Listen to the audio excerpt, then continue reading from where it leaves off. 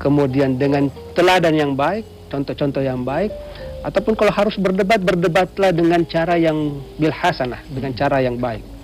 Nah, ini menjadi bagian dari metode dakwah juga Ustaz. Bagi setiap dai. Lembut, tidak boleh kasar. Ya, gitu, itu dia.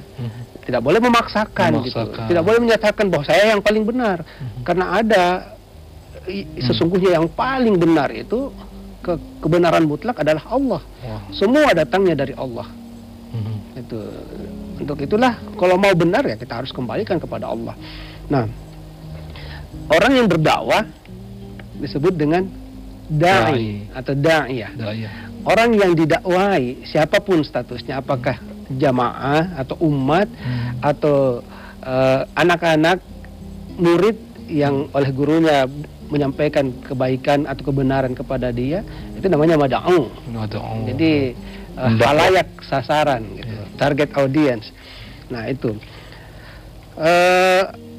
dakwah juga boleh berarti mengajak. Jadi misalnya di dalam surah Al-Baqarah Allah berfirman, ulaika yad'una ilan nar wallahu yad'u ilal jannah wal maghfirah biizni. Jadi kalau di sini mereka itu mengajak kepada neraka sedang Allah mengajak ke surga. Mereka di sini adalah taghut. Dalam keterangan lain dalam firman Allah, Allah menyebutkan Allahu waliyul ladzina amanu yukhrijuhum minadh dhulumati ilan nur.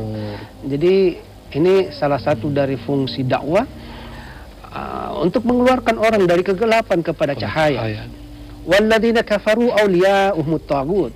Sebaliknya orang-orang yang kufur itu penuntun mereka diajak oleh tagut, yukhrijunahum minan nuri ila dhulumat, yang justru menggiring mereka ya, dari terang benderang kepada gelap gulita. Ulaika ashabun nar hum fiha khalidun. Allah menyatakan bahwa mereka itu adalah penghuni neraka yang kekal abadi dalamnya. A'udzubillahi min dzalik. Jadi Rasulullah SAW menyatakan balighu anni walau ayah. Nah, kesamaan kata dari kata da'aya do ini juga balagha yubalaghu. Makanya selain kata da'i ada juga biasa disebut istilah lain muballigh. Orang yang menyampaikan. Rasul menyatakan sampaikanlah kepada aku meskipun hanya satu ayat saja tentang aku ya, sampaikanlah tentang aku meskipun hanya satu ayat. Jadi ini semua menjadi dalil bahwa berdakwah itu hukumnya wajib. Siapapun. Tidak ada alasan ya, pemirsa yang sedang menyaksikan acara ini di Mata Air, tidak ada alasan untuk tidak berdakwah.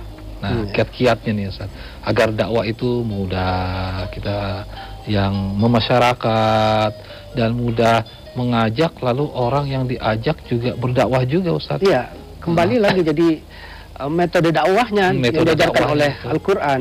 Kalau dikatakan diajarkan oleh Al-Quran, itu adalah cara yang diajarkan oleh Allah.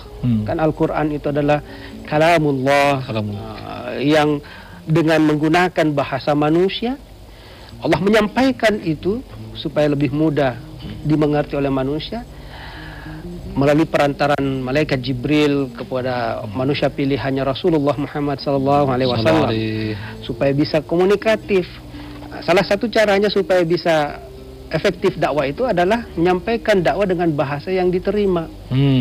Kan nggak mungkin kita mau menyampaikan dakwah kepada orang Indonesia tapi kita menggunakan bahasa Arab. Ya, meskipun agama Islam pertama kali diturunkan di Jazirah Arab. Ya, maka itu menjadi alasan mengapa khutbah Jumat itu di Indonesia menggunakan bahasa Indonesia, meskipun bacaan-bacaan doa yang lain menggunakan bahasa Arab karena bagian dari ketentuan itu rukun. Nah, yang kedua tentu yang bisa diterima, bahasa komunikasi yang diterima, istilahnya komunikasi persuasif ya. Kalau kita berbicara menyampaikan dakwah kepada halayak petani misalnya dengan bahasa yang tidak ilmiah, kan lucu kalau misalnya kita menyampaikan para nelayan, para petani ini adalah sebuah legitimasi dari estimasi harus untuk bisa implementasikan bingung mereka apa nih tasi gitu, tahu mereka tasi itu kan untuk dijadikan kail itu untuk mancing. Ya, jadinya tidak sampai gitu, tidak nyambung, ya tidak komunikatif gitu. Kemudian seperti yang diajarkan dalam Al-Qur'an, bil hikmah, dengan cara yang baik. Dengan cara, kalau kata ungkapan itu membersihkan lantai yang kotor tapi menggunakan sapu yang kotor, ya tidak bisa bersih, tetap akan kotor juga. Maka sampaikanlah kebaikan itu dengan cara yang baik. Dan agama juga mengajarkan bil mau'izatil hasanah. Harus dengan teladan yang baik. Tidak boleh kalau orang tuanya suruh anaknya, pergi sholat, tapi dia masih pegang remote, masih nonton TV. Kamu sudah sholat belum? Gitu kan. Padahal dia juga sibuk. Yang paling bagus adalah orang tua memberikan teladan, dia sudah siap lebih dulu, maka dengan sendirinya sang anak juga akan melihat, mama, papa sudah ada di situ, sudah pakaian sholat. Kadang-kadang tanpa harus dipaksakan pun, harus diteriaki, dia sudah lihat, sedangkan mama sama papa sudah ini. Kita kalah loh ini, Ustaz, dengan